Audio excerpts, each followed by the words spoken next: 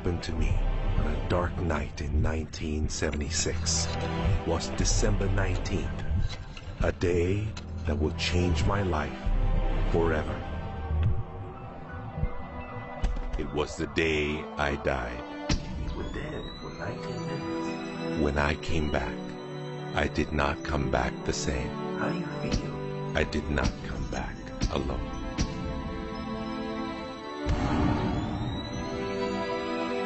What seemed like days passed in 19 minutes. And over the course of the next few years, I began to remember the greatest mysteries revealed to me. Anything is possible.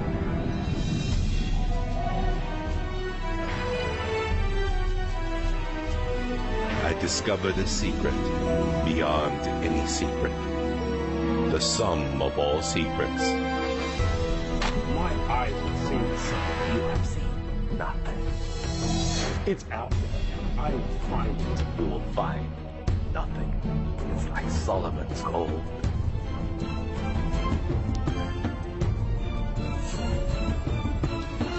It was the key to Solomon's wisdom. The secrets of the Knights Templar and of the Freemasons. He must be stopped. Courage, my dear boy. Be strong, be brave.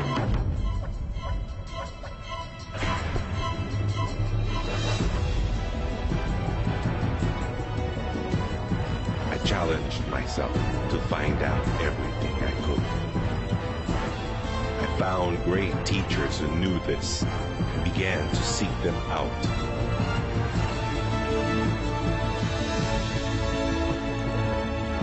اسأل أؤمن واسمع. Ask, believe, and receive. I traveled the world, and the meta secret was revealed.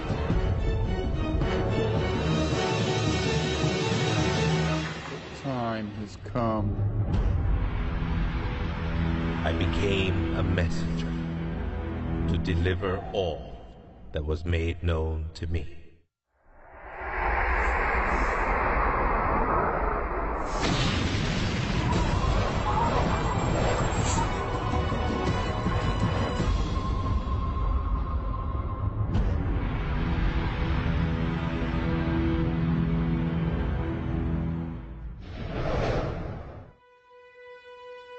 Hello there, I'm Bob Proctor.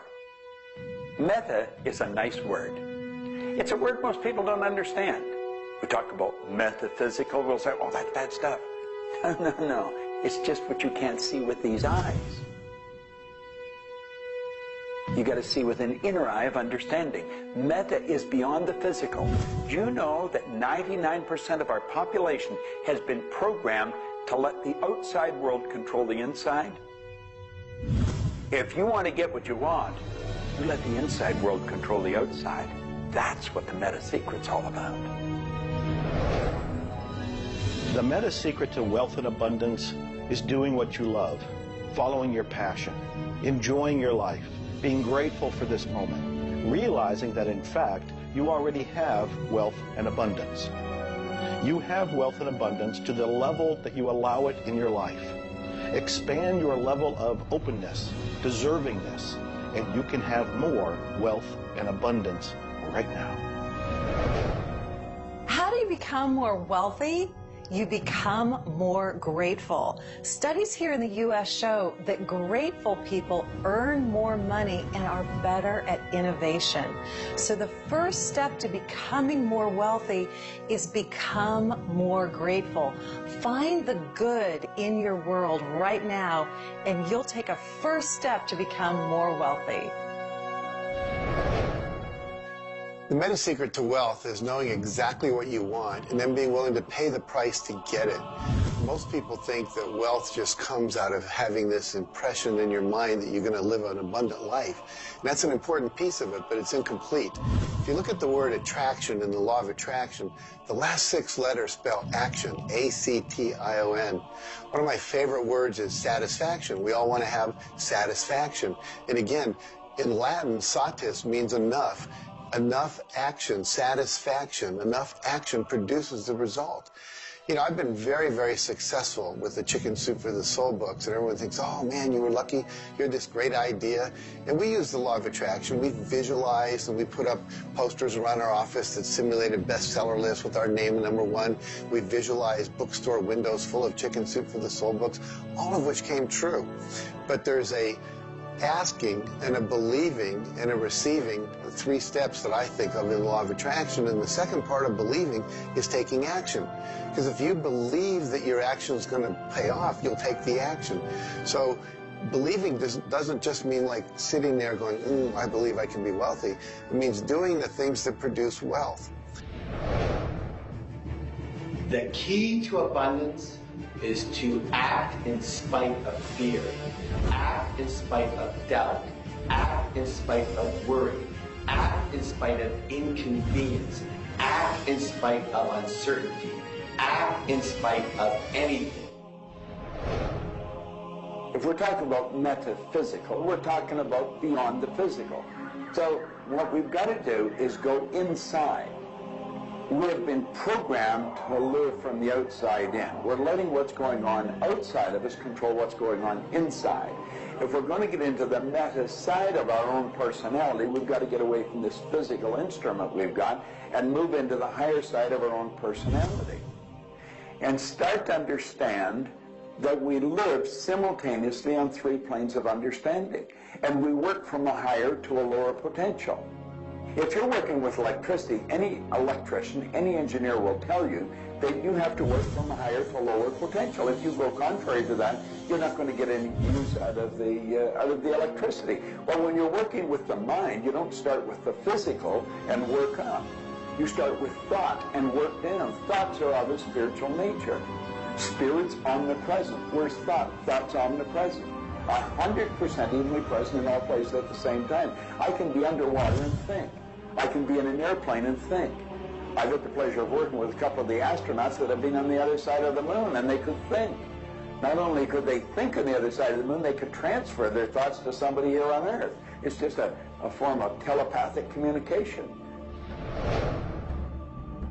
You know, it's been said that if you build it, they will come. I think if you build it, and you build something with true excellence, and you distinguish it in the marketplace, and you come up with a selling proposition, and you are aggressive in your marketing to the world, it's possible that people will come.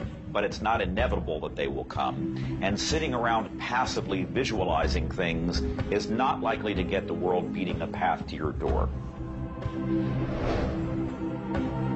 My meta secret about wealth ultimately is you've got to create a lot of value for a lot of people. And if you do that, you will bring a lot of wealth back to you. So by giving service and giving that which helps other people improve their lives, brings joy to them, brings service and products to them, if you do that and you keep expanding that, always be thinking about expanding your service to others. And if you do that, wealth is a foregone conclusion. First thing, quit listening to what everyone else is telling you what to do. And start paying attention to what you want to do. You see, I can look back with my memory, and I can remember going and saying, Mom, Dad, or to the teacher, I want to do so-and-so. And they'd say, now, how are you going to do that? See, what they didn't understand is I didn't know how to do it.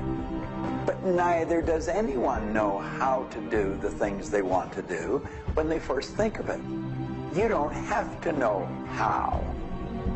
You know, 2 young bicycle mechanics from Dayton, Ohio, in the United States of America, introduced us to a new kingdom. They were the first ones to fly in airplanes. The whole world believed that you couldn't do that. Anything heavier than air is attracted towards the center of the world. You can't fly. But they wanted to, and so they did. Well, clarity to me is a very different concept than I think a lot of people. The first thing I want to know is, what do you think you're trying to accomplish? The next thing I want to know is, why are you trying to accomplish it? The next thing I want to know is, if you accomplish it, what do you really think is going to happen in your life? A lot of people come to me and they say, I want to grow my business, because I work a lot in the business world, the entrepreneurial world. I teach a concept, achievement concept, a concept that is predicated on taking action and implementing, called optimization. Optimization is getting the highest and the best use and result and outcome of your time, your efforts, your emotion, your life, your relationships.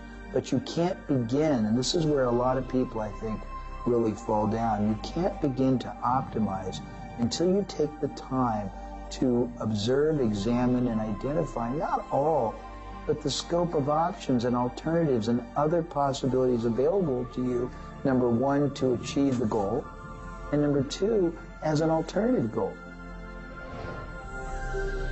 Clarity is power. Just by being clear, you will automatically begin to magnetize things to you, to your life. The law of mentalism is about the mind. Everything that we have ever created, everything that has ever existed, existed first in the mind.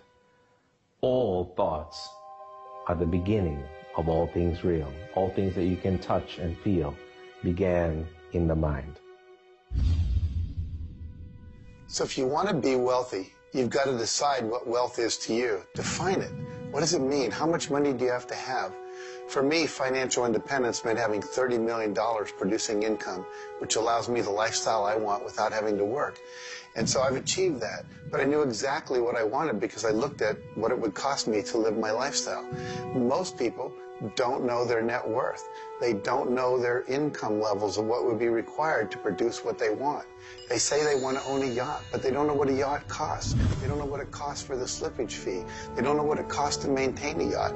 So go out and create your ideal lifestyle and then figure out exactly what it would cost to live it, and then set that number as the number you want to achieve. Then believe you can achieve it. Visualize it every single day. Take action when the action comes. Ask for what you want. Reject rejection. Give up any idea of failure. Just persevere until you continue on, until you produce the result you want. The law of attraction's a good starting point for thinking about how to improve your life. You want to align your thoughts and your beliefs with what you want your life to be. But the law of attraction itself, by itself, won't allow you to achieve the abundance that you need. There are certain steps that you need to take, and these steps are all incorporated in what we call the meta secret. And the meta secret isn't one solitary method or one solitary system. The meta secret is a combination of tools, methodologies, and ways to understand the world and ways to understand how we can change the world. Until I started looking at who I was and who I wanted to become, nothing changed. Because every time I would look and I would blame something else or blame somebody else or just look in a different direction that was not inside, I would get more of what I was creating. Because every time I created something, people would react to that. Every time I took an action that was blaming this or blaming that, people would react to that. And you know what? Then I would react to their reactions. And I was creating an environment that was busy. Instead, an environment that supported wealth and abundance. If you look around, there's nothing but the abundance everywhere that you see. You see the trees growing. You see businesses happening. This is wealth, this is prosperity, this is abundance. If it's not happening for you, it's because unconsciously you have beliefs, counter-intentions, negativity that actually blocks it from coming into your life. It's actually working the law of attraction all the time, but it's happening on an unconscious level. The abundance is there, the wealth is there, but if you don't feel it, if you're not expressing it, it's because inside of you, you may feel you don't deserve it. This is part of the unconscious work that has to be done in order for you to feel on a conscious, real, live, earth-level level what's happening with abundance and prosperity. Abundance, wealth is your natural birthright. If you're not feeling it, it's because of your unconscious beliefs. The law of correspondence, simply stated, is as above, so below, as within, so without. The law of correspondence is simply attesting to the fact that we are human creatures physically present, but we have minds and we have spirits. So we exist in more than just one plane. We might even be multidimensional beings with multidimensional thoughts, and there may be more to you than just meets the eye. If you want to be wealthy on the outside, you first have to become wealthy on the inside. As above, so below. As within, so without.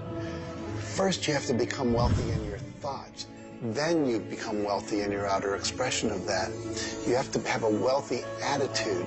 You have to have a wealthy, abundant thought form about who you are and what's possible. And when you have that, it will start to manifest outside of you. If a person wants to take a quantum leap rather than incremental steps, they have to begin by understanding that they can do that. There's a marvelous little book. It's called U Square. Now think of what that means. If you square a number, you multiply the number by the number, don't you? Well, when you square, you multiply your potential by your potential. It's astronomical. I mean, you just go off the board. The man that wrote the book, Price Pritchett, he said, when you're looking at a quantum leap,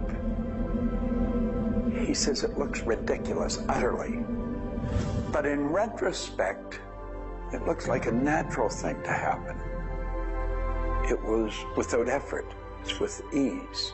And that's what quantum leaps are. What you're really doing is getting rid of limitations in your mind, and you're letting your mind just take off and build a great big idea. And you start before you're ready. You defy what the masses are controlled by. You've got to move into a space all of your own. Understand you're working with an infinite power that's omnipresent. It's with you all the time. It's closer than your breath. And you get in harmony with that and just release all thoughts of limitation and make up your mind you're going to take and just compound your effectiveness. That's essentially what I did. I didn't know what I was doing at the time. I didn't understand quantum leap, but I took my income from $4,000 a year to $175,000 in a year. And then it went over $1 million. And I had no understanding of what happened. Now understand this. I had been raised to believe that if you don't have a good formal education, that you'd never be able to do what I did. If you don't have experience, you can never do what I did. I had 2 months high school and I had a bad work record. But my income went from $4,000 to over $1 million a year. Now you can do that. And the first step is understanding that you can do it. Quit listening to people tell you you can't. And start to see yourself doing something really big. Write it out on a sheet of paper. Begin by saying, I am so happy and grateful now that I have turned my annual income to a monthly income. It's not just about attracting things to you. It's about learning to trust what you're attracted to. You are naturally going to be attracted to certain kinds of people, to certain movies over other movies, to places you want to vacation versus other places, to workshops you want to take or books you want to read versus other books. Trust what you're attracted to. It will take you where you need to go, and it may not always make sense to you. I remember going to a seminar, and there was a woman teaching about how to triple your income in a year. And at that time, I was probably more like a hippie than I am the entrepreneur that I am today. And my wife, who was against making money at the time, thought it was evil when you should be into total service and all this. She said, I can't believe you're going to that workshop where they're going to teach you about how to make all this money. I thought you were more spiritual than that. I said, honey, I don't know why. I'm attracted to that workshop. I'm going to go there. So I sat down. The woman next to me, we started talking. It turns out she was a veterinarian. And it turns out that our cat had feline leukemia at the time. And I started talking to her about that, and she said, well, I'm the world's expert on feline leukemia. And I said, well, I've heard there's no cure for that. She said, no, there actually is a cure, and I can teach it to you. And so she called my veterinarian, told him what to do. My cat lived for many, many more years than the local vet thought it should. But see, I was trusting my attraction to go to that seminar, and it led me in a path that saved my cat's life, which was not where my conscious thinking was, but it was a very important goal to me to keep my cat alive. Those kind of things will start to happen. Most people are uncertain about something. They're uncertain about their next step. Here's your message. Do it. Do it. Whatever you're uncertain about, do it. Take the step. You will learn so much more. You'll get so much further faster by actually getting in the game than doing it, than thinking about it forever. One of my sayings is, one step in the right direction is worth 100 years of thinking about it. The law of correspondence, the law of mentalism, and the law of vibration all combine to help you understand that the notion of wealth is arbitrary. You're always wealthy in comparison to someone else. You choose a person to compare yourself with, or your wealth or your level of wealth with, and then you decide at that point to be happy with the situation or to be unhappy, and therefore change it. All of wealth is subjective. Understand this, and you understand that there's an ebb and a flow to your finances.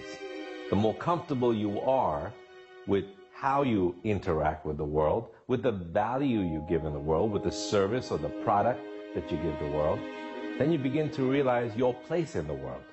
And by realizing this, you participate in the abundance that is all around you at every moment and at every time. It is all yours. From the beginning, it was yours. Until the end, it will always be yours.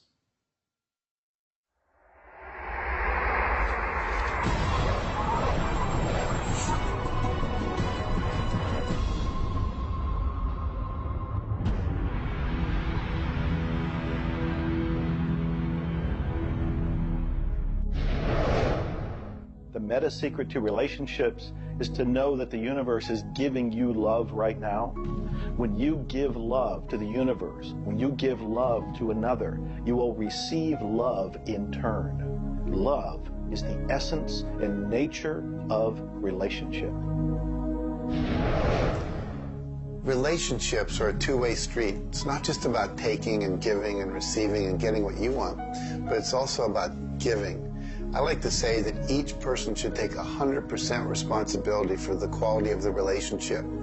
Because if you take 50-50, whenever it's not working, it's going to be their 50%. So if you take 100% and act as if everything in the relationship, you're creating it, and when it isn't exactly what you want it to be, say, how am I creating that? Take that curiosity and use it as a tool. And when you get the answer like, oh, I'm not coming home on time, I'm not listening, I'm not doing this, then you have the opportunity to shift and do the thing that produces relationship. A friend of mine wrote a book called Making Relationships Work. And the idea is there is work in making the relationship work. So be willing to do the work. Give as much as you get. The more you give, the more will come back. To have a better relationship with anyone in your life, first you begin by having a relationship with yourself. Treat yourself the way you would your very dearest friend. Love yourself regardless of all the crazy shenanigans you pull. Believe me, I do this every day. So if you want a better relationship with someone else, love yourself. Relationships are part of what the universe is giving you as a gift. The first and most important relationship is the one with yourself. When you love yourself, you heal yourself. When you love yourself, you become a magnet that people want to hang around, and you begin to attract other people and new relationships. It's all based on love. It's all based on non-judgment. It's all based on total acceptance. The universe has a relationship with you right now, and the universe wants to give you more. Are you ready to accept it? The concept that I can't live without you is a tragic statement to me. The idea that I need somebody else to complete my life, I need somebody else or my life's not worthwhile is a very sad statement, and I think someone needs to take a good look at themselves when they say that. When you start to think that thought, stop for a second and realize life is full of stuff, and sometimes stuff is potholes, and sometimes stuff is bridges are out ahead, and sometimes there's a detour in life. I heard somebody once say that sometimes the most beautiful scenes in life are the ones we observe on a detour. Have you ever gone on a detour and realized that your life wouldn't have been the same if you hadn't taken that twist or that turn in your life? Next time stuff happens, take a look. Maybe there's something better right around the corner. The law of cause and effect tells us that there's no such thing as coincidences. Everything that happens in this world happens because of a reason. Someone, somewhere, created a cause. It may not be something you are aware of. It may not be something we can even begin to realize or see at this level. But at some level, someone, somewhere, or a group of people, or even us, may have created it. And so as a result, we see the effect. We see the effect around us. We see the effect everywhere on this planet. Everyone asks me, Jay, how in the world can I have a better, a happier, a richer, a more joyous relationship? And it's very simple. First thing is you got to slow down enough to be externally focused. It's all about them. The more interested and externally focused you are on the other person, the more extraordinary their experience will be, and the more naturally they'll reciprocate it. The second, and you're watching me, and I've got a serious side, and you know that, but you got to get in touch with your childlike sense of curiosity, of innocence. The third is you got to be in the here and now, and that's so trite and said so often, but being in the here and now means connecting deeply and being aware of what people are saying and looking at them and being responsive to their feedback and their mannerisms.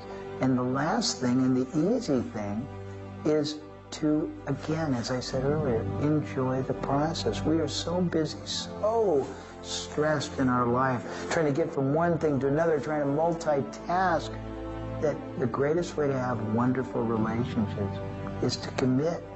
Commit, not just the time, but your being, to being there, to connecting.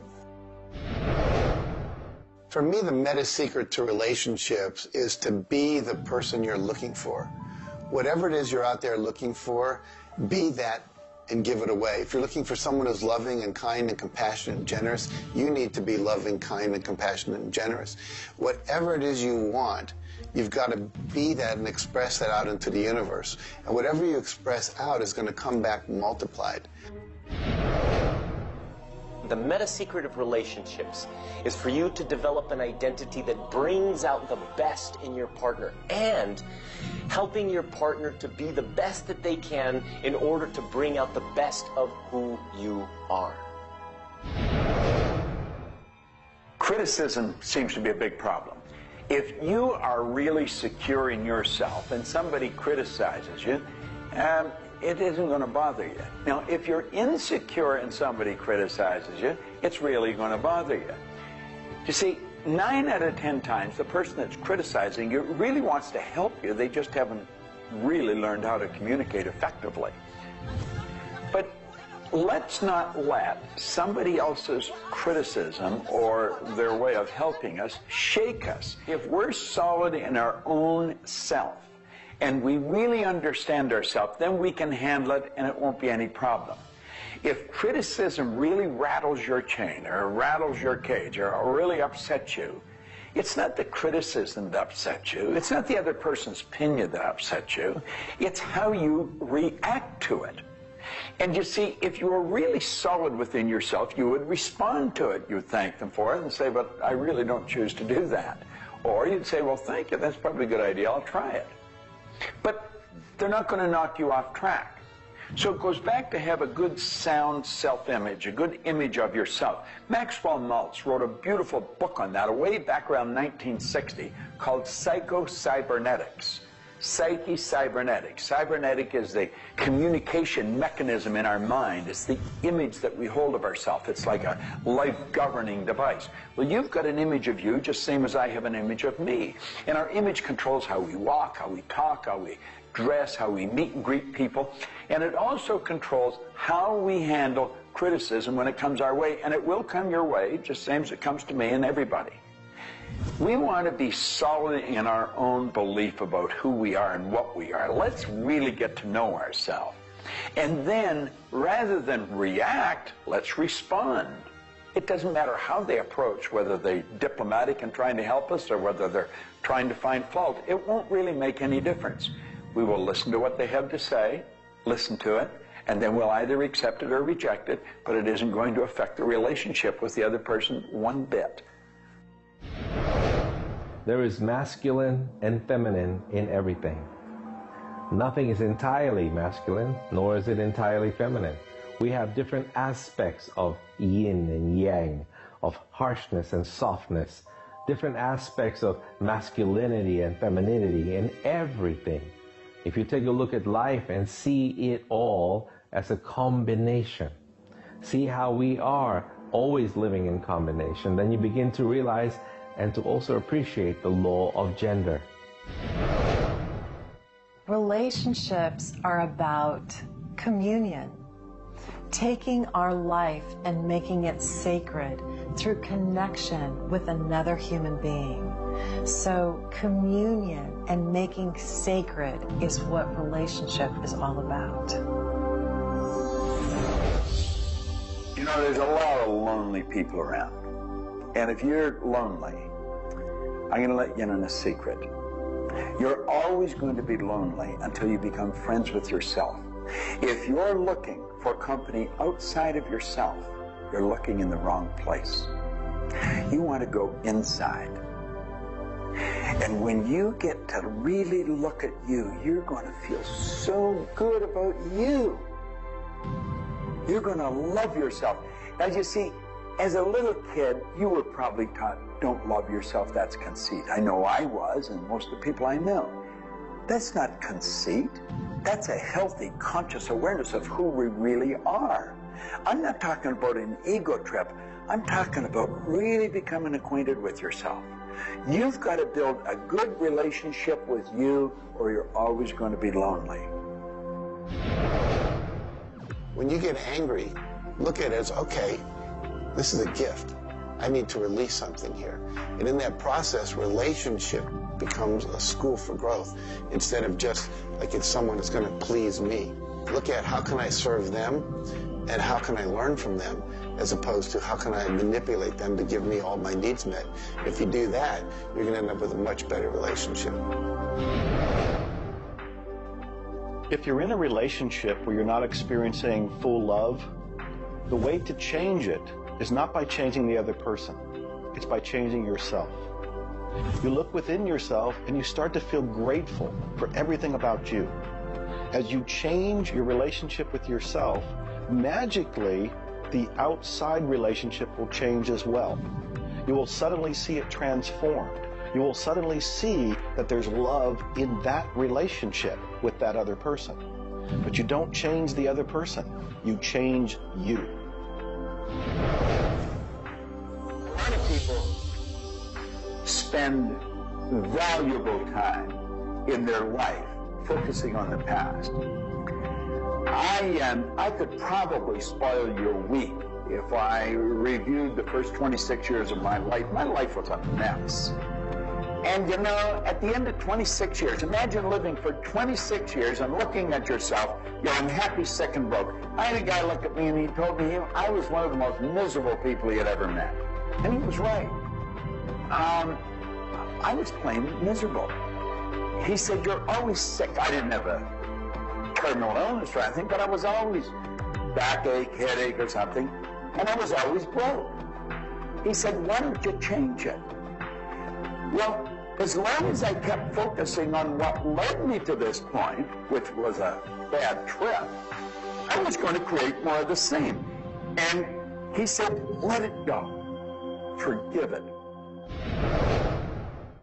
If you're looking for love and not finding it, it's no doubt because of a lack of forgiveness in some area of your life. This is true for all of us. You want to look in your life, look at your past, look at all of your relationships, and ask yourself, where have I not forgiven? Myself, my parents, my siblings, my neighbors, my relatives, my business partners, where have I not forgiven?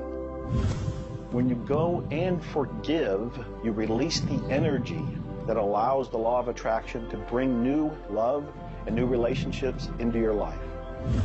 How do you do this? You look and ask yourself, where have I not forgiven somebody? Somebody's going to come to mind. It could be you. The second thing you do is say, can I forgive them? Can I forgive myself? Whether you say yes or no, you move to the third part of this, and you start to wonder, what made that person act the way they did at that point? What made me act the way I did at that one point? And you start to go deep into understanding the psychology of behavior, and you realize we're all doing the best we can, yourself included. At that point, when you can forgive yourself and you can forgive these other people, whoever it might be, for whatever may have occurred, when you forgive them, you release all of the energy that's been stuck psychically within your own mind and your body and your soul. And when that releases into the universe now has an open pathway to return to you new love, new relationships, new blessings. It all begins with forgiveness, and you can do that right now. When we talk about love, we're talking about the greatest word in the world. Leadership is a great word, but no word compares with love, because without love, you're dead. There's life in love. There's forgiveness in love. There's really everything. There's thankfulness in love. Now, the problem is learning where do we start, because we find sometimes in families there's no love. In marriages, there's no love. But we quit looking around and we start learning. It begins with me. And when we start learning, we're not too loving ourselves. And it begins with your learning. To me, you could say you're loving, but unfortunately, you love people you like. Love has to be unconditional, loving those you don't like. Now, in my case, when my wife married me, she said she loved me. I told her I loved her. But as soon as we got married, I would say, I love you. She said, well, why don't you act like it? I say, I do act like it. She says, you have a funny way of showing it. I say, well, I love you enough to die for you. She says, try living a little. And so I discovered, as loving as I was, I didn't fit her definition. The law of gender, the law of vibration, and the law of rhythm. All of these figure in relationships. You see, love is a dynamic. Any relationship is a dynamic. When you are actively relating, that's when it's alive. That's when it's fun. When you sit back and you start to look at the relationship, then it becomes static. It becomes a relationship to be assessed, to be looked at. But when you're relating to your partner or your spouse, amazing things happen. It's dynamic, it's moving, it's alive. And that's what all love is supposed to be, alive, and so much more fun. Changes happen all the time. We change. Human beings change. You change, I change, we all change. But if you can change together in the same direction, amazing miracles take place. Words, feelings, thoughts are all aligned. And all of a sudden, you can take on any problem, and it's not an issue. That's what relationships are all about. That's what relating is all about. That's what love is all about.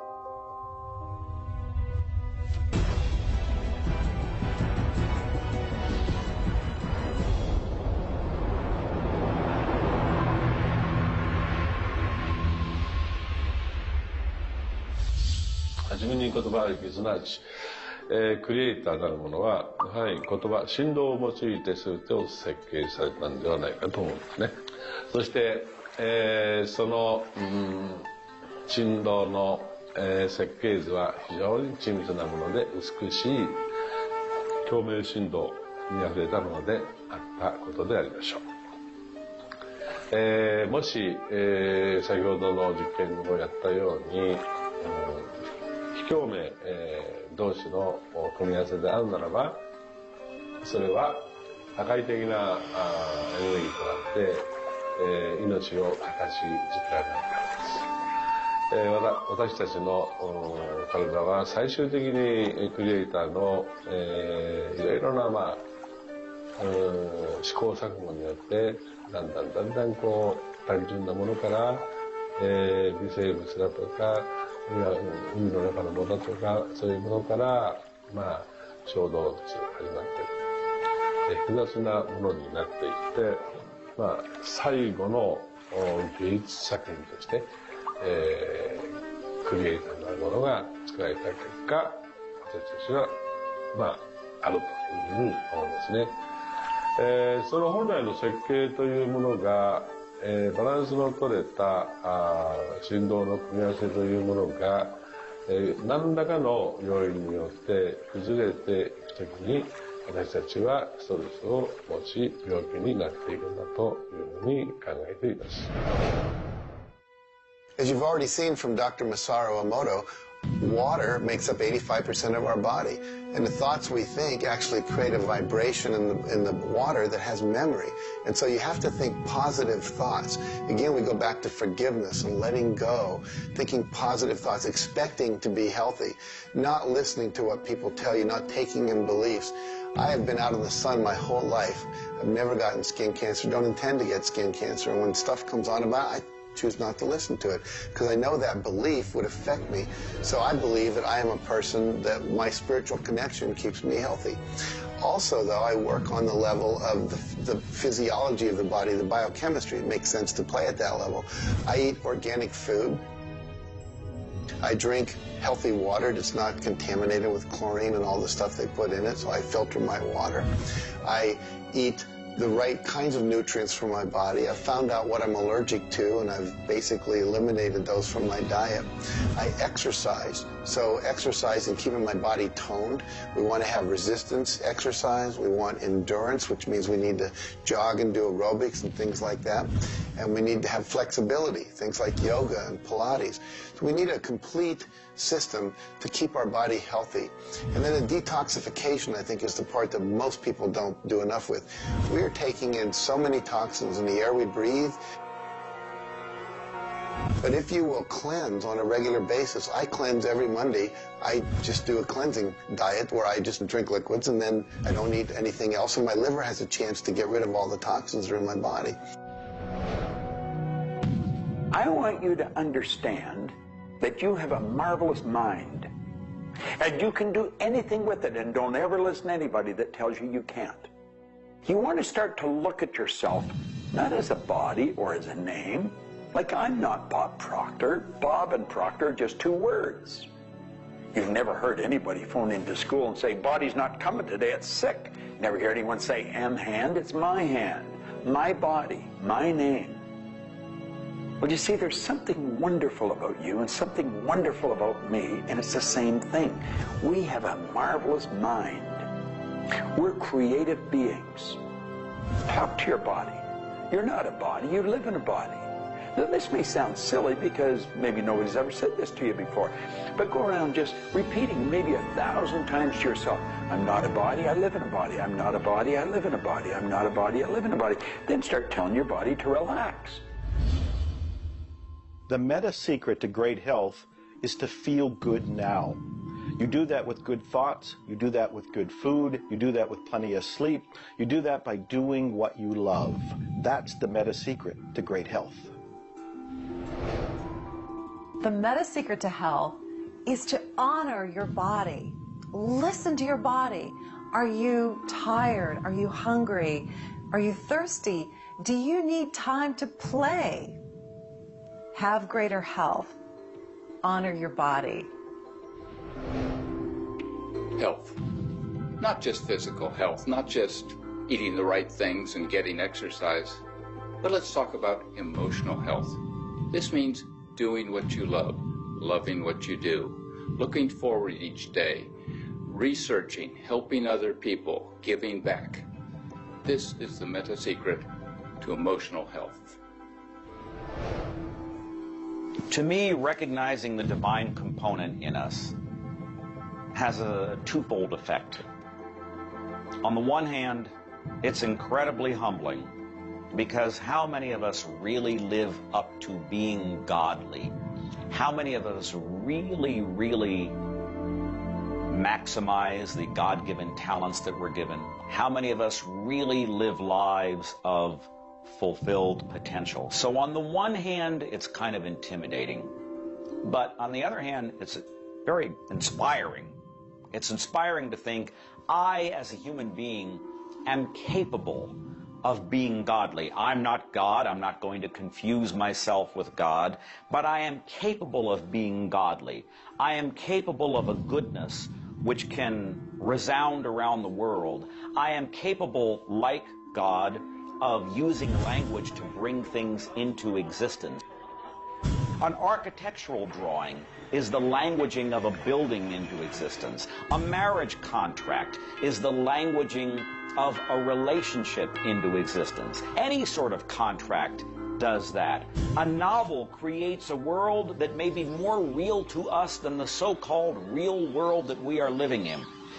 And being godly is both an obligation, which frankly I feel I fall vastly short of, but also an incredibly inspiring opportunity. And the ancient traditions, not only the one that I come from, but really all of them, teach us this. The law of rhythm is the very fabric of life itself. Rhythm is everywhere. Things are born and things die. We move into a season and we move out of a season. We go within and we go without. We change. Rhythms flow in our emotions as well. You cannot always be feeling happy. Sometimes you'll feel sad, you'll feel down, and then you'll come out of it. Whatever goes up must come down. You've heard the language. Rhythm is exactly that. And the minute you begin to realize that all of life is all about the law of rhythm, then you can flow easily in bad times and then have more fun in happy times. When you start to expect rhythms, know that if you're happy in one direction, you can also be unhappy in the other direction. The law of rhythm surrounds us, works with us, and if you master it, there's nothing you can't do. The meta secret to health and having amazing energy is the ability to look at your world from a perspective that, hey, things aren't always going to go your way, but you know what? As long as you always do your best, as long as you are focused on what you achieve and what you're trying to accomplish, then it's all going to work out. I think one of the most important keys is to recognize in life just about all the limitations that we have are self-imposed. To realize that is the greatest breakout, the greatest. I talk about staging jailbreaks in your life, breaking out of the mental prisons, getting over the walls of the self-imposed impossibilities in life. And it is remarkable what happens when you realize, take a look at what really is holding you back. And very often, almost all the time, it's you. It's you. The power lies within you. See, humor is good. It really is. I don't really understand what it does to you, but I know it does something to your brain. Norman Cousins, who's gone now, but lived a long and very, very effective life. And he had been diagnosed with a disease, and it was killing him. He was literally dying. And one day he got thinking to himself, if sadness and sickness are hooked together, then happiness and health must be hooked together. And so he had people bring in old movie films of Laurel and Hardy and all kinds of different old actors, funny stories. And he started to play them. They made him move out of the hospital. So he rented a suite of rooms in a hotel. And he had these movies playing all the time. And he was laughing, a real belly laugh. And he got better. Now, I think you know when you're laughing, you're feeling good. Start to laugh at yourself. When you make a mistake, laugh at yourself. Don't get serious with yourself. It plays a very, very important role in a healthy, relaxed life. If you want to study it further, get into some of Norman Cousins' material, and he'll explain exactly what it does to the brain that controls the vibration of the body. Start laughing a little more. Have fun.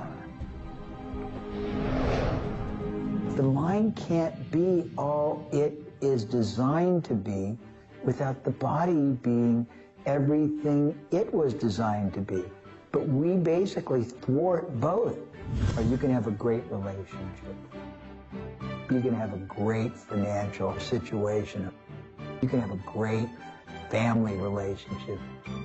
And the big problem in our society, certainly in Western society, people don't exercise, 92% of the people don't exercise, they don't eat nutritious things, they don't complement to compensate. It's very simple.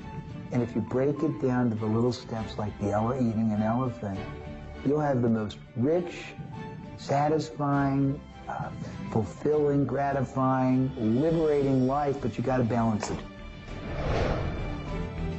Health is all up here. All I know is right now, I don't have a voice, I don't have good sight, I don't have a hearing. My strength is going. However, I have never been more excited and thankful in my whole life. The law of vibration simply states that everything is in motion. Nothing stays static.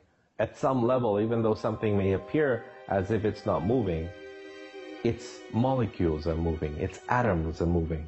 Everything vibrates. Not just your thoughts, everything.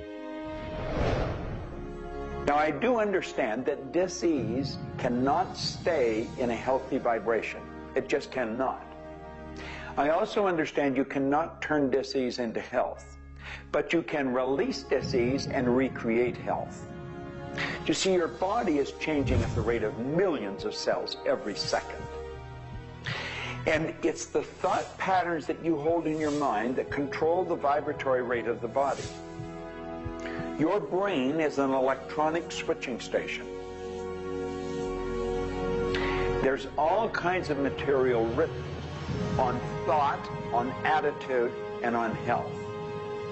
And I do know this. If you are suffering from a physical disease, quit talking about it, quit thinking about it. Go to a very competent medical doctor and follow that person's advice, because he or she will tell you what to do physically, but at the same time, instantly begin visualizing every molecule of your being in a harmony with the law of vibration. Now, I would have an affirmation that I would repeat. I am so happy and grateful now that every molecule of my being is vibrating in perfect harmony with God's laws. My body is getting healthier and stronger and more vibrant every minute of every day. And repeat that. Treat it like a mantra. I can't predict what's going to happen for you personally, but I do know that hundreds of people, if not thousands of people, have experienced healings and cures by beginning to change their thoughts about what's going on in their body. In my book, The Attractor Factor, I talk about a person who had cancer. She experienced the idea of forgiving everybody and everything in her life, and she went through the process of doing that working with a coach. She then went back into the doctor's office. They opened her for surgery, and there was no cancer. It was gone. By forgiving everybody in her life, including herself, she transformed her body.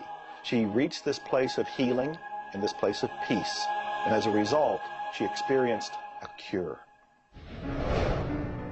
If you're finding yourself sitting here watching this and you're ill, you've got a chronic condition, you're sick, what you need to do is a couple of things. Number one, you need to first work on your attitude. You need to believe you can get healthy. You need to not believe anyone who tells you you're going to die, or it's terminal, or it's going to take a long time. Literally, we know that we can get rid of a disease in minutes, in literally minutes. I had a cold once, and a person literally did an exercise with me. My nose dried up, my fever went away, the achiness went away in 5 minutes. So we know the power of the mind. We know that you have to forgive and release. So much work now being done on cancer where we know there's resentment, and different forms of resentment will come into different forms of cancer in the body. So it's critical to get yourself aligned with spirit. When you are aligned with spirit through meditation, through doing the things that bring you joy, through doing the things that align you, and you know what that is for you. It could be singing, it could be walking in nature, it could be petting your cat. When you move into that state, healing naturally takes place through you.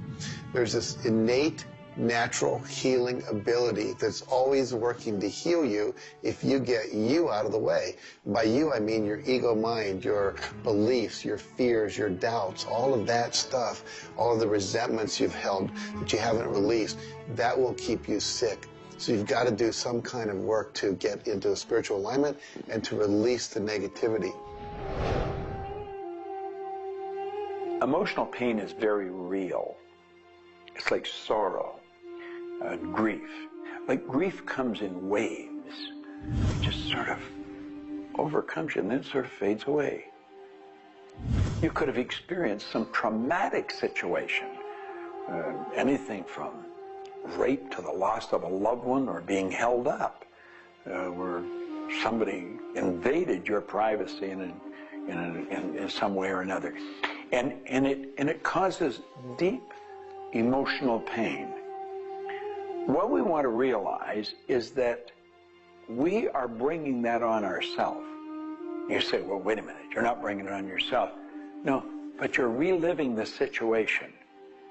We've got to separate ourselves from the incident, from the situation. We've got to realize that it's a very real part of life, and attempt to separate ourselves from it and deal with it as best we can, and then let it go. Otherwise, we're going to carry it with us, and we're going to keep experiencing it over and over and over again. どうやってわかるか。振動という、まずそもそもその水の結晶とは何かということになりますけどね。結晶というのは、やはり情報だと思います。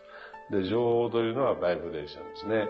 で、バイブレーションのデザイン家が、雪の結晶あるいは水の氷結結晶という形になって現れてきていると思いますが、や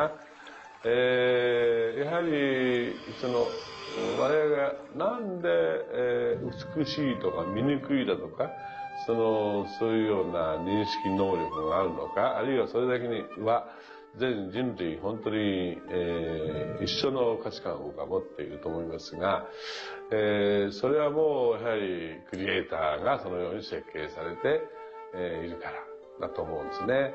それが崩れちゃったらもうこれはもう本当にどうしようもないんだけど、その美醜というのが我々の美しさ、ごめんなさい、バイブレーションの健全さということにつながっていると思います。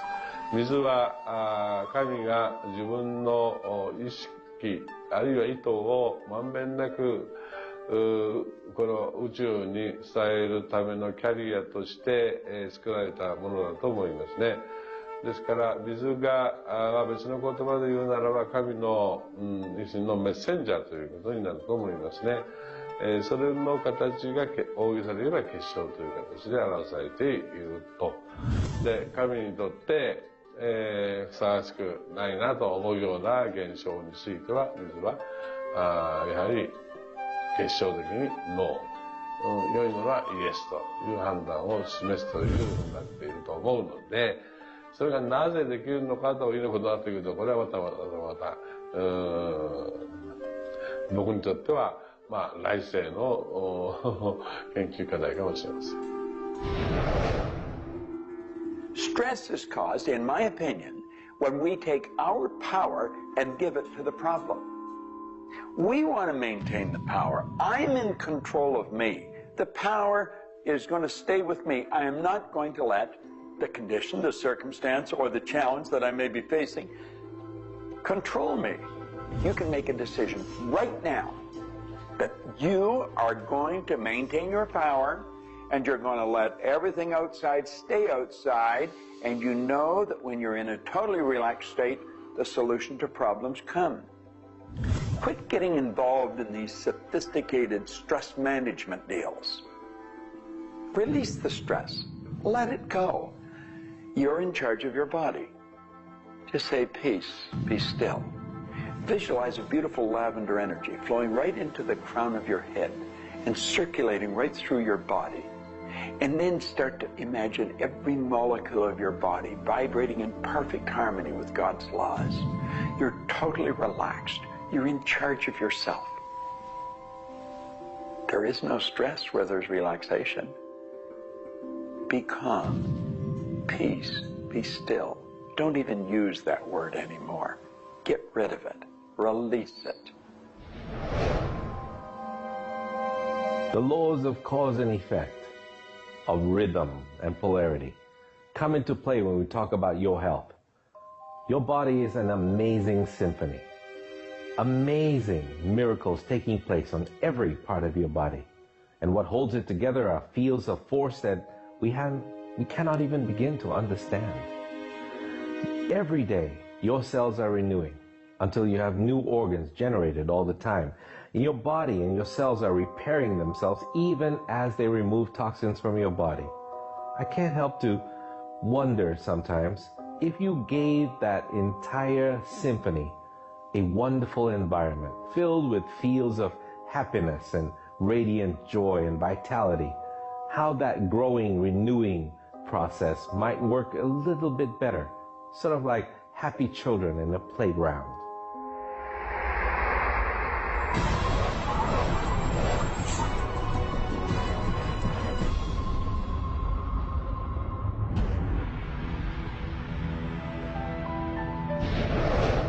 Here's the paradox of being human. Real happiness is only available in the moment. If you're brooding on the past or obsessed about the future, even if you're looking forward to something that could be magnificent in the future, it's not quite the same sort of anchored contentment that you get from really being in the moment. We human beings seem to be perpetually someplace else. That's kind of like one definition of the human predicament, the human condition. We are perpetually thinking about the past, the future, something to the right, something to the left, something else. I think the paradox to happiness is you do have to have dreams and aspirations, and you have to be anchored, rooted, and happy where you are. Not always easy to do, but I keep trying.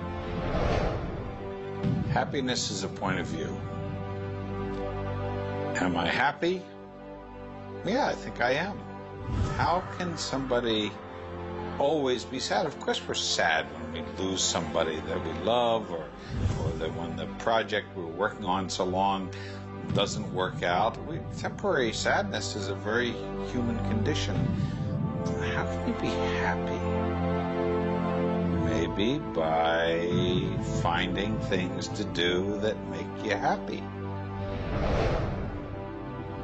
You see, if you're miserable, your mind is focused on the past. There's a method concept. Get you over any miserable concept in a heartbeat. Focus on right now. See, you're miserable because of something that happened that you didn't want to happen, or something she said or he said or they did. Forget it. It's in the past. And quit worrying about the future. Have you any idea the number of electrical charges must fly through your body for the simple object of writing your name? See, your brain is an electronic switching station, and you've got one. And you can activate brain cells. You can set up any vibration you want. If it's a negative vibration, you're going to be unhappy. If it's a positive one, you're going to be happy. Every brain cell is a positive and a negative pole. Everything that you look at is going to be impregnated into cells in your brain. Now, you're either going to look at the positive or the negative side of it. What side do you want to live in? I choose to look at the good side of a situation.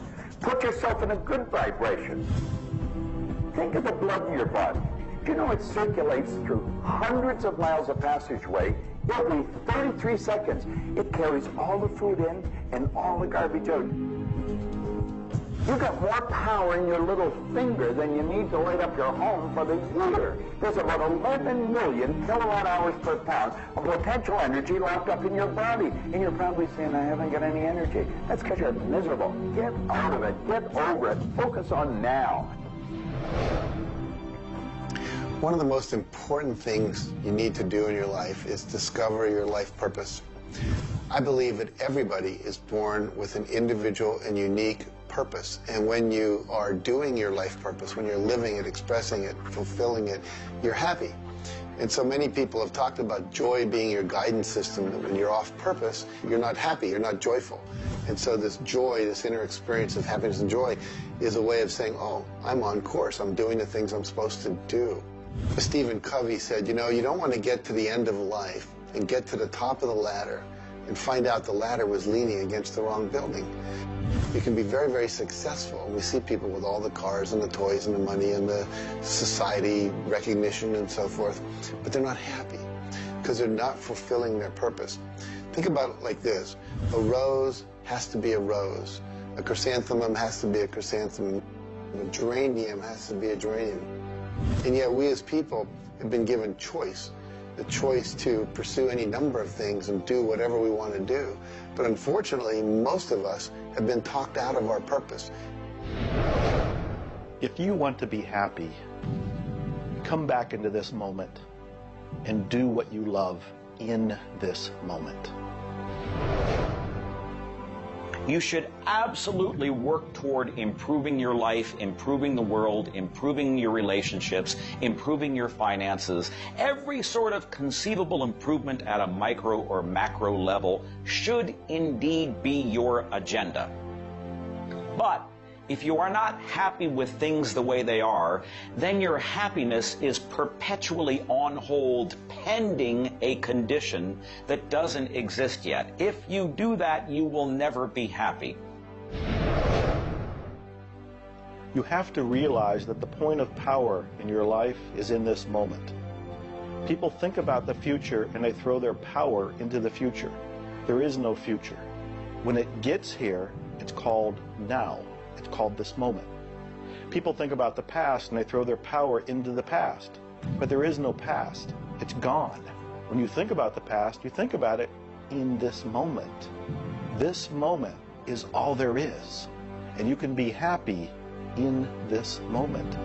When you are, everything is taken care of. All is well. Happiness and achieving happiness is a process. It's not something you achieve right now and you're done and you have your happiness.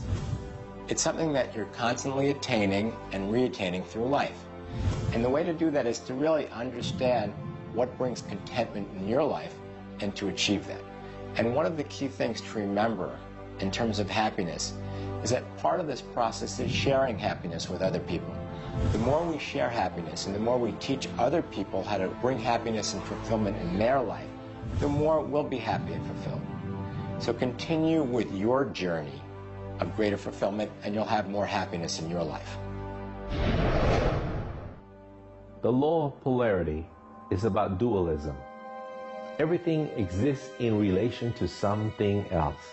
There is no person that's entirely good. There is no person that's entirely bad. There is no entirely hot or entirely cold. It's always hot in relation to something else that's colder. It's always colder in relation to something else that is hotter. We move in directions as opposed to moving in a static field. We always move from one place to another, from one thing that's more pleasant to something that's less pleasant, or something that's unpleasant to something that's more pleasant. There is a movement, and this movement exists because of polarity. Happiness is what you want, and happiness you can have right now. Why aren't you feeling happy? Why isn't anybody feeling happy? Because psychologically they use unhappiness as a motivator. They think by being unhappy, angry, desperate, frustrated, whatever the feeling might be that's not happiness, that it will whip them forward. It'll make them take action.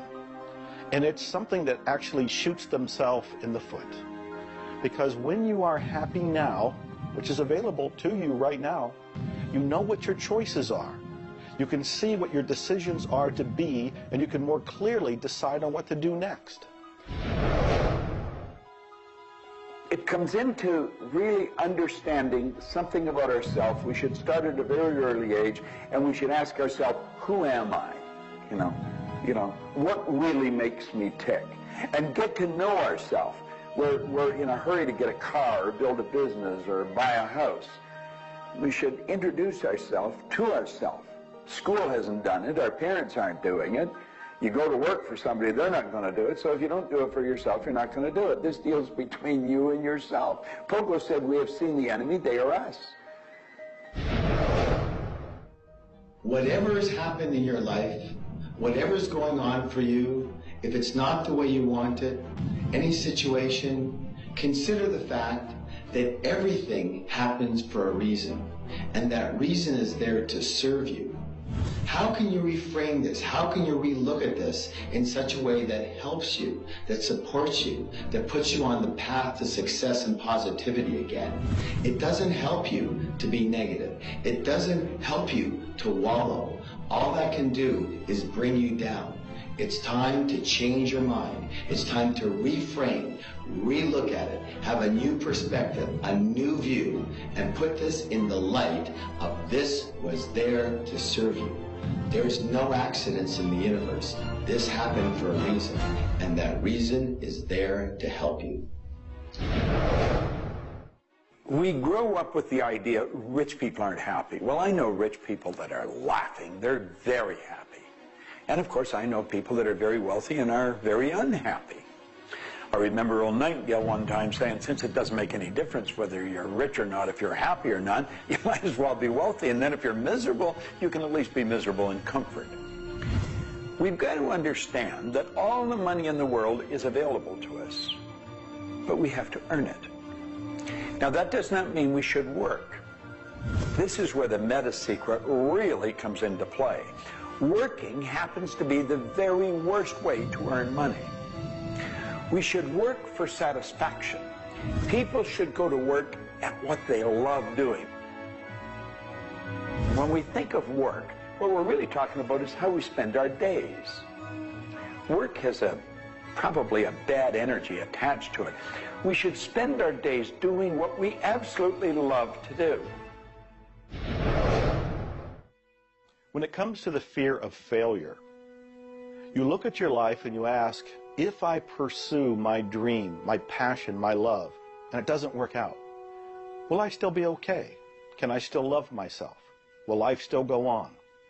When you realize that the answer is yes, you remove the fear of failure.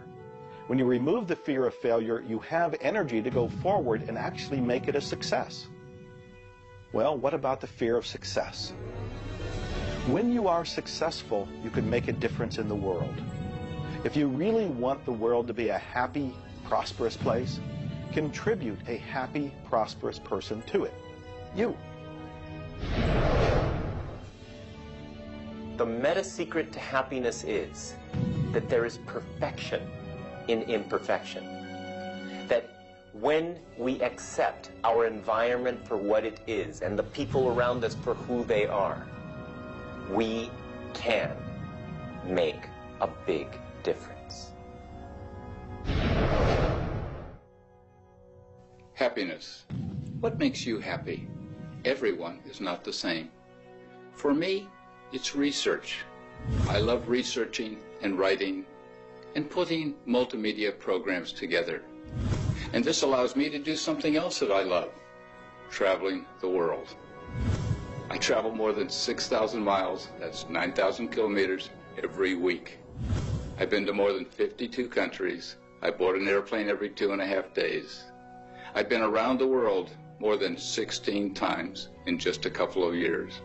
I enjoy that. Meeting new people, meeting new audiences, helping people. What makes you happy? That's what makes me happy.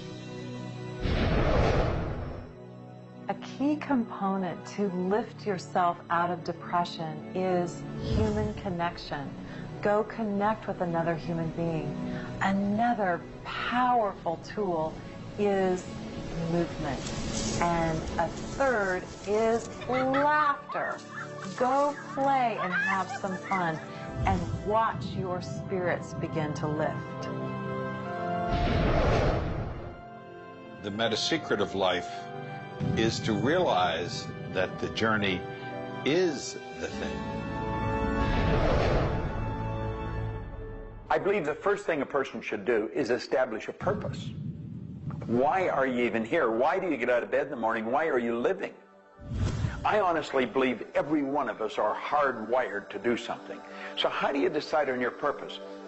You decide on it by asking yourself, what do I really love doing? So you have your purpose. This is what you're going to do with the rest of your life. And then you build a vision. Then your goal is taking a bite out of that vision. Now, when you do that properly, you're going to love what you do. When you wake up in the morning, you can't wait to get going, and you're going to be doing it until you go to bed at night. Therefore, all of your day, all of your hours are filled doing with what you love to do. That's called living. Everything else is dying. See, there's a basic law of life. It says create or disintegrate. You're growing or dying. Find out what you love, dedicate your life to it. Most of us, when we approach happiness, are looking for someone out there to make us happy, some event to occur, and then we'll be happy. If I get to the retirement stage, if I get my car, if my wife is nice to me, if my son comes home on time, then I'll be happy. The truth is, happiness is an inside job. It's a choice. When I have an expectation on how someone else should be, I've given my power over to them. What I want to do is simply learn how to create joy and happiness inside myself. And we can do that in numerous ways, by doing the things we love, by focusing on the good qualities in ourselves, by choosing to focus on the good qualities in others instead of being judgmental. Once we realize that happiness is an inside job, and I get to be as happy as I choose to be, not as happy as other people make me, the reality is I can move into a state of pretty much constant joy and bliss. Stuff happens. Life happens. And then you get to choose. Look, you have a mission to do. You have to find meaning in your life, and you have to share it with others. There's a whole world out there that is suffering, that is in survival. They are grieving and they are hurting. You and I can make a difference. You begin right now by looking at your life, no matter what's going on in your life right now, and you find the good in it, the positive in it, the growth-oriented reasons for whatever it happens to be. You find the good in it, and whatever is happening, you turn it into something positive. You turn it into something good, and you go and share it with the world. You will become an inspiration to others. People model other people's behavior, and that's how the world changes. You be that inspiration for success. You be the model for change. You be that person that has meaning in their life, and you will give meaning to yourself and others. It all begins with you. You have always had, you have at this moment, you will always have in the future, the power to achieve, to accomplish, to have anything and everything you want in the terms of monetary wealth, prosperity, in terms of health, in terms of happiness, relationships. However, it will never, ever occur until and unless and until after you first are clear on the specific goals. Number two, you are very clear on the action steps. The operative word is action steps you have to take. Number three, you have an action step-based plan, a strategy, and the steps are just the tactics. You implement it in a timely, regular, scheduled way. Number four, you monitor, you pulse, you really pay keen attention to your progress, and you adjust if it's not what you want, and you adjust higher if it's better than you want. And number five, you focus on other people's benefit. You don't be self-consumed. You do those five things, the world really is your oyster. You know, you find people that are quite comfortable with what's termed uncertainty.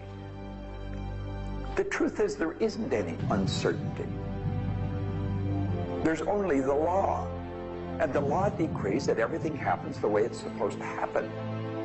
If we build the image in our mind of what we want, and we're true to that image, that'll control the vibration we're in, that controls what we do, and it controls what we attract.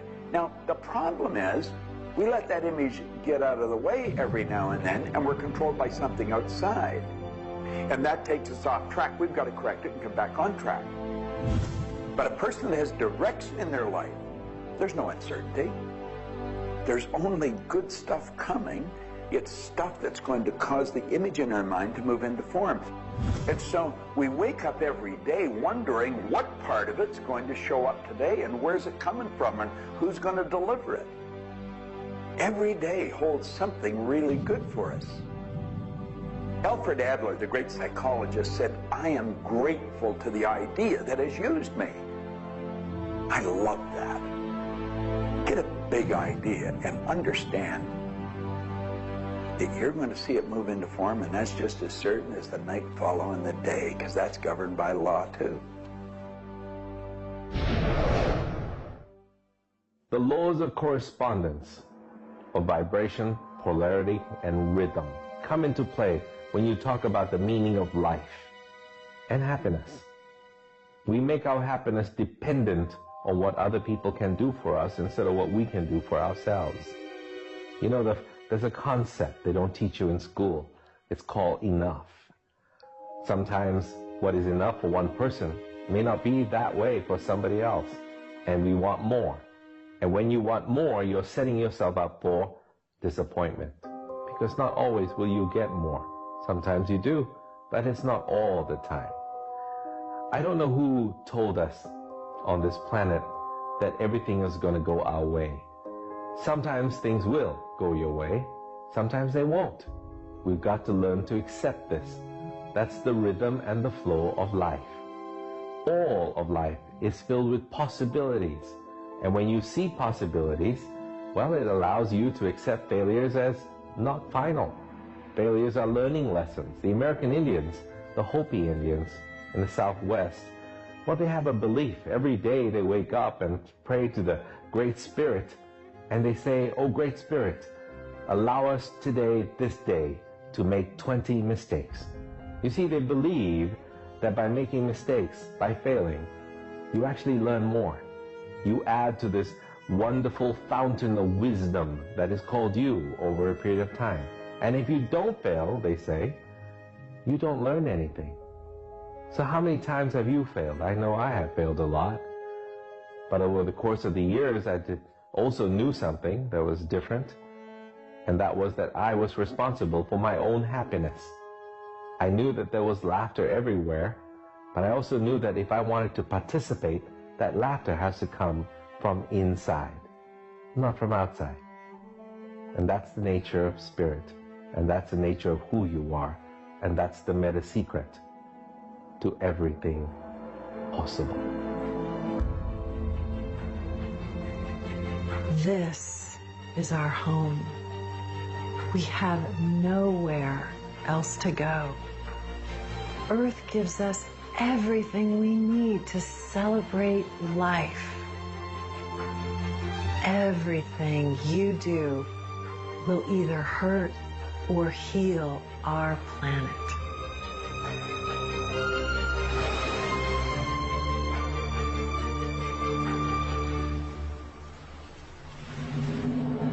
You were brought here to learn many lessons. To learn how to love who you are, where you are, and the people you surround yourself with. Just remember that you carry within yourself everything you need for the fulfillment of your life's purpose. You are the sum of all of your experiences, all of your choices, and you are a work in progress. You deserve more happiness, more love, more joy, more abundance, and especially more fun. Life was never meant to be a struggle. You were meant to participate in this grand miracle called life. And as you begin to look all around you, start now to taste, smell, hear, and touch with your heart the abundance that surrounds you. You are indeed spectacular beings of light. So if you want to know the meta secret to life, to happiness, live more, love more, and laugh more. Change the stories in your head, and you can change the world. It's a short trip. Make it a good one.